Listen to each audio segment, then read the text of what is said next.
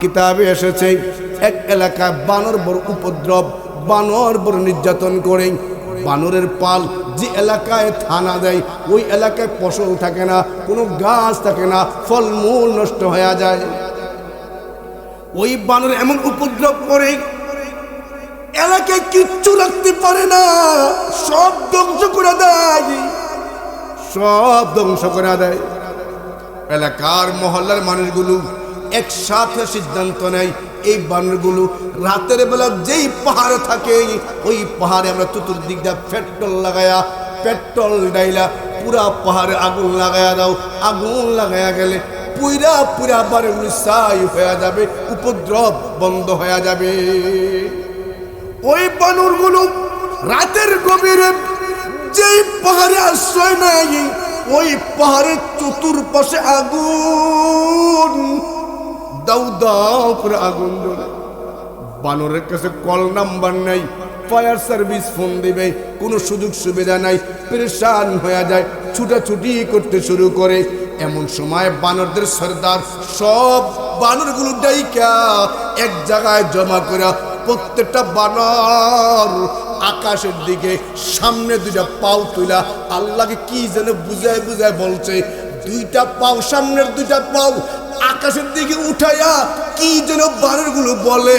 পাওগুলো নামাইতে দেরি, আসমান থেকে মুষলধার বৃষ্টি নেইমা পাহাড়ে দাউ দাউ আগুন নিবাইতে দেরি না। আমার আপনার পয়গম্বর একদিন ক্ষুধার্ত হালাতে ঘরে গেলেন। আমার আপনার নবী ক্ষুধার্ত হালাতে ঘরে গেলেন, স্ত্রীদের কাছে খাবার চাইলেন, কোনো খাবারের সুযোগ ছিল না। স্ত্রীরা বলে পয়গম্বর কোনো খাবারের ব্যবস্থা নাই। আমার আপনার নবী ক্ষুধার জ্বালায় ক্ষুধার কষ্টে নিজের আপন মেয়ে ফাতেমা রাদিয়াল্লাহু তাআলা আনহা ওনার ঘরে গেলেন, যা বলে মা আমার ক্ষুধা, একটু খাবারের ব্যবস্থা করো গো মা। ফাতেমা বলে আব্বা জান আমার ঘরে কোনো খাবার নাই। আল্লাহর পয়গম্বর ঘর থেকে বের হয়ে গেলেন। এমন সময় ফাতেমার ঘরে একজন বান্দি দুইটা রুটি আর কিছু গোশত হাদিয়া পাঠায়। ফাতেমা রাদিয়াল্লাহু তাআলা আনহা এই খাবারগুলো হাদিয়া পায়া বাবাকে ডাইকা আনলেন। খাবারগুলো আল্লাহ নবীর সামনে পেশ করলেন। আল্লাহ নবীর সামনে খাবারের বক্সটা, খাবারের প্লেটটা খুলতে দেরি, খুলা দেখেন উনি দেখছেন রুটি দুইটা, অল্প গোশত। ফাতেমা রাদিয়াল্লাহু তাআলা আনহা বলেন আমার বাবাকে ডাইকাই না, সামনে খাবারটা দিয়া খাবারটা খুলতে দেরি, দেখি ভরপুর প্লেট রুটিতে আর গোশতে ভরা, গোশতে ভরা। আল্লাহর পয়গম্বর বলে ফাতেমা এটা কোত্থেকে আসছে? ফাতেমা রাদিয়াল্লাহু তাআলা বাবা আল্লাহর তরফ থেকে আসছে। আল্লাহর পয়গম্বর এই রুটি গ্রহণ করলেন, ফাতেমা রাদিয়াল্লাহু তাআলা আনহাকে খাইতে দিলেন, সাইয়েদনা আলীকেও খাইতে দিলেন, এমনকি হাসান হোসেন খাইতে দিলেন। সবাই খাওয়ার পর যেই পরিমাণ রুটি প্লেটে ছিল পরিপূর্ণ বাকি রয়ে যায়। আল্লাহর পয়গম্বর বললেন ফাতেমা ওই মরিয়ম বনি ইসরাইল জামানা যে মরিয়ম তার যে রিজিকের বরকত তোমার মধ্যে সেই বরকত দেখা যাচ্ছে। চিল্লায়া বলেন বরকত দেখা যাচ্ছে। এই জাকারিয়া আলাইহিস সালাম বলেন আল্লাহ আমাকে সন্তান দেন। এই সূরার শুরুতে আল্লাহ তাআলা বলেন কাফ হা ইয়া আইন সাদ। আমি একটু বেশি কথা এখানে বলবো না, এই আয়াতগুলোর অর্থ আল্লাহ ছাড়া কেউ জানে না। কাফ হা ইয়া আইন সাদ আলিফ লাম মিম কাফ নুন ওয়াল কলমি ওয়া মা ইয়াসতুরুন ইয়াসিন তাহা হামিম আলিফ লাম রা। এই যে সূরা শুরুতে কিছু শব্দ দেখতে পান, হরফ দেখতে পান, এগুলোর অর্থ আল্লাহ কাউকে জানেন নাই। আল্লাহ এবং আল্লাহর নবী এর অর্থ সবচেয়ে ভালো জানে। এগুলো অর্থ জানে কে? আরো জোরে বলেন। এগুলো অর্থ আল্লাহ কাউকে জানেন না। এগুলো অর্থ কেউ জানে না, জানে কে? আল্লাহ। আল্লাহ তাআলা বলেন, যিকরু রাহমাতি রাব্বিকা আবদাহু যাকারিয়া। যিকরু রাহমাতি রাব্বিকা আবদাহু যাকারিয়া إذ نادى ربه نداء خفيا। জাকারিয়া আলাইহিস সালাতু ওয়াসসালাম আল্লাহ দরবারে দোয়া করে, আল্লাহ নীরবে নির্জনে, দেখেন নীরবে নির্জনে জাকারিয়া আলাইহিস সালাম দোয়া করে, আল্লাহ নিদাআন খাফিয়া, নীরবে নীরবে একা একা বসে বসে দোয়া করে, রব্বি হাবলি মিনাস সালিহিন, রব্বি হাবলি মিনাস সালিহিন। দোয়া বড় ইবাদত। الدعاء هو العبادة، الدعاء هو العبادة। دعاء عبادة। নামাজ যেমন ইবাদত, রোজা যেমন ইবাদত, হজ যেমন ইবাদত, তেলাওয়াত যেমন ইবাদত, ঠিক তেমনি ভাবে নীরবে নিস্তব্ধ বসা বসা আল্লাহর কাছে দোয়া করা, আল্লাহর কাছে চাওয়া, এটাও একটা ইবাদত। দোয়া করবেন তো ইনশাআল্লাহ। নামাজের সময় আছে, রোজার একটা সময় আছে, হজ করার সময় আছে, যাকাত দেওয়ার সময় আছে, কিন্তু দোয়া এমন একটা ইবাদত, তার কোনো সময় নাই। একবার কিতাবে এসেছে, এক এলাকায় বানর বড় উপদ্রব, বানর বড় নির্যাতন করে। বানরের পাল যে এলাকায় থানা দেয়, ওই এলাকায় ফসল থাকে না, কোনো গাছ থাকে না, ফলমূল নষ্ট হয়ে যায়। ওই বানর এমন উপদ্রব করে, এলাকায় কিচ্ছু রাখতে পারে না, সব ধ্বংস করে দেয়, সব ধ্বংস করে দেয়। এলাকার মহল্লার মানুষগুলো একসাথে সিদ্ধান্ত নেয়, এই বানরগুলো রাতের বেলা যেই পাহাড়ে থাকে, ওই পাহাড়ে আমরা চতুর্দিক দিয়ে পেট্রোল লাগায়া, পেট্রোল ডাইলা পুরা পাহাড়ে আগুন লাগায়া দাও। আগুন লাগায়া গেলে পুরা পুরা বানরগুলো ছাই হয়ে যাবে, উপদ্রব বন্ধ হয়ে যাবে। ওই বানরগুলো রাতের গভীরে যেই পাহাড়ে আশ্রয় নেয়, ওই পাহাড়ের চতুর্পাশে আগুন, দাউ দাউ করে আগুন জ্বলে। বানরের কাছে কল নাম্বার নাই, ফায়ার সার্ভিস ফোন দিবে, কোনো সুযোগ সুবিধা নাই, পেরেশান হয়ে যায়, ছুটাছুটি করতে শুরু করে।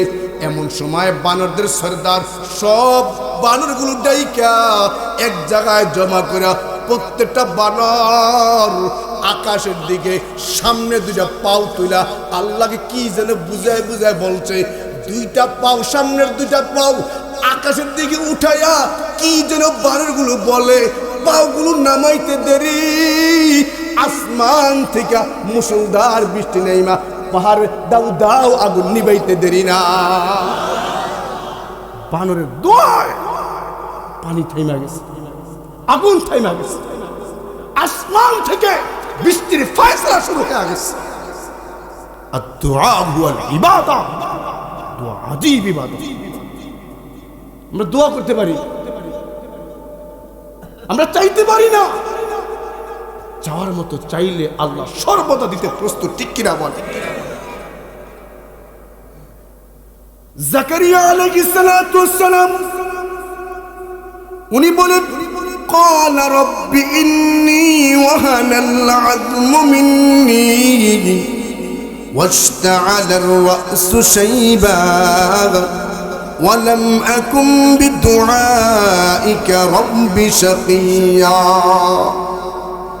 জাকারিয়া পয়গম্বর বলে, আল্লাহ এই দেখে নিজ দুর্বলতা কেমনে প্রকাশ করে। জাকারিয়া আলাইহিস সালাতু ওয়াসসালাম বলেন, ইন্নী ওয়াহানাল আযমু মিন্নী, আল্লাহ আমার হাড়, ওয়াহানাল আযমু মিন্নী, আল্লাহ আমার দেহের হাড়গুলো দুর্বল হয়ে গেছে। কত দুর্বল এটা পুরুষ। উনি বলে আল্লাহ আমার গায়ের হাড় দুর্বল হয়ে গেছে।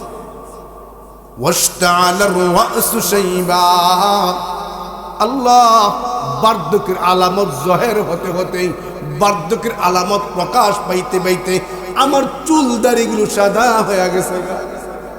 আল্লাহ আমার কোনো ক্ষমতা নাই, কোনো শক্তি আমার গায়ে নাই। এমন উনি বলেন ওয়ালাম আকুম বিদুআইকা রব্বি শাকিয়া, আসমানের মালিক এই জমিনে বৈশা কোনদিন তোমাকে ডাইকা আমি জাকারিয়া কোনদিন ব্যর্থ হই না। বলেন না সুবহানাল্লাহ। জাকারিয়া বলে আল্লাহ আমি কোনদিন আপনাকে ডেকে ব্যর্থ হই না, আপনাকে ডাকলে আমি পাই। আমার হাড় দুর্বল, আমার চুল সাদা, তাতে কি হবে? আল্লাহ আপনি দিলে হাজারো দুর্বলতার মধ্যে আপনি আমাকে সন্তান দিতে পারেন। জাকারিয়া আলাইহিস সালাম বলেন ওয়া ইন্নী খিফতুল মাওয়ালিয়া মিন ওয়ারাই। জাকারিয়া আলাইহিস সালাম বলে আল্লাহ আমি নবী, আমার পরে নবুয়তের দায়িত্ব কে পালন করবে? দেখেন নবী কিভাবে, ও আল্লাহ আমার পরে যদি যোগ্য মানুষ না পাওয়া যায়, আমার বায়ে বাতিজেরা ওই পরিমাণ যোগ্য না, ওই পরিমাণ জ্ঞান বুদ্ধি নাই, কিন্তু আমার ভয় আমি জমিন থেকে চলে গেলে আমার উম্মতগুলো কে হেফাজত করবে, আমার উম্মতগুলো কে দেখাশোনা করবে, আমার অসম্পূর্ণ কাজগুলো কে সম্পূর্ণ করবে? আল্লাহ আমার পরবর্তীদের মধ্যে আমি কাউকে যোগ্য মনে করি না, আমার ভয়। ওয়া ইন্নী খিফতুল মাওয়ালিয়া মিন ওয়ারাই ওয়া কানাত ইমরাতি আকিরা।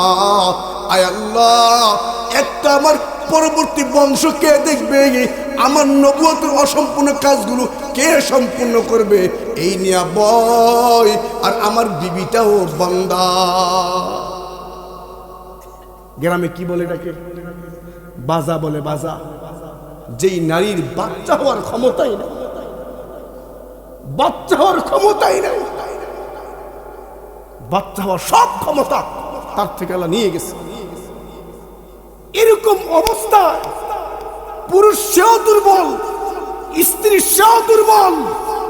ওই অবস্থাও আল্লাহর কাছে চাইতে দ্বিধা করেন না, বারবার চেয়ে যাচ্ছেন, বারবার বলে যাচ্ছেন, বলেন বারবার চাইলে দিতে পারে কে? আল্লাহ। उधर तू दर न खुलेगा, इधर नहीं दर न छोड़ूगा,